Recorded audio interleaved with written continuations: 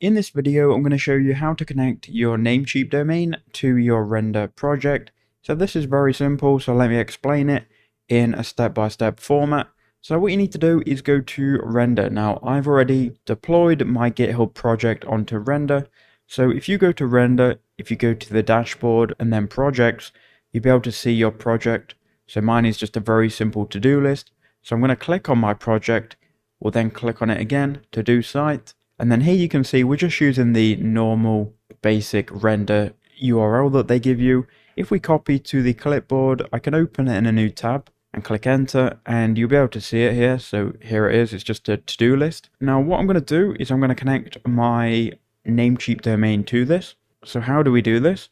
So what we need to do, once we've got the project essentially opened, you want to go to settings on the left, and then once you're inside of settings, go ahead and scroll pretty much all the way to the bottom, and you'll see eventually custom domains.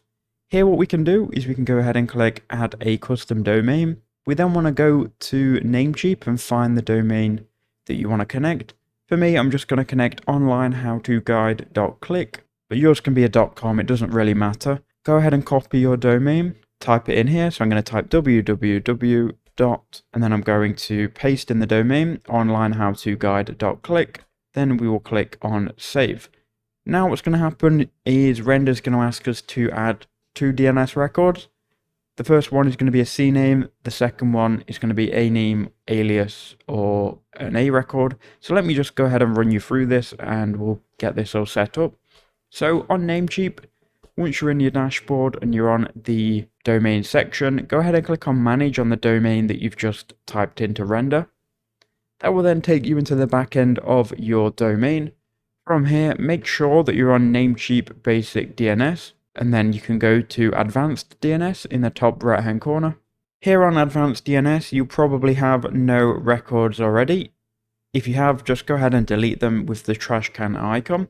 Now we'll go ahead and add the first record. So the first record is going to be a CNAME record for www pointing to this value here. So you want to go ahead and click on the copy icon, and that's going to copy all of this here.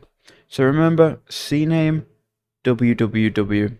Go back to Namecheap, click add new record, and then we want to connect a CNAME. So as you can see, we've got CNAME for the host, www.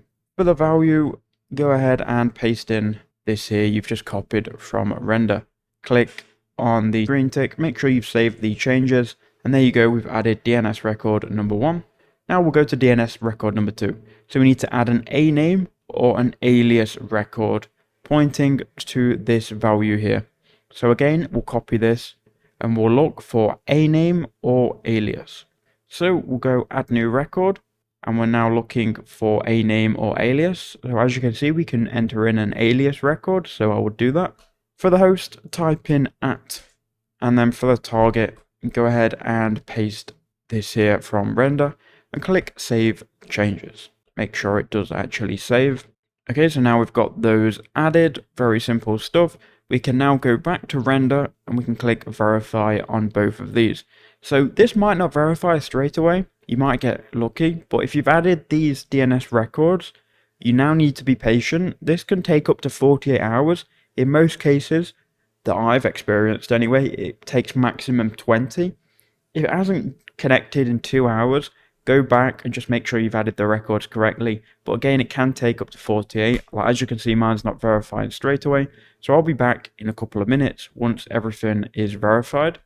That took literally 1 minute after I paused. So there you go, we have now got the domain verified. Now this certificate may take a bit longer. This is the SSL certificate, I do believe, but you can go ahead and try it out and see if it's working, and then just come back and check this is working in an hour or so. We'll copy the domain, we'll then go to an incognito window, we'll paste in the domain, and yeah, it's not working just yet.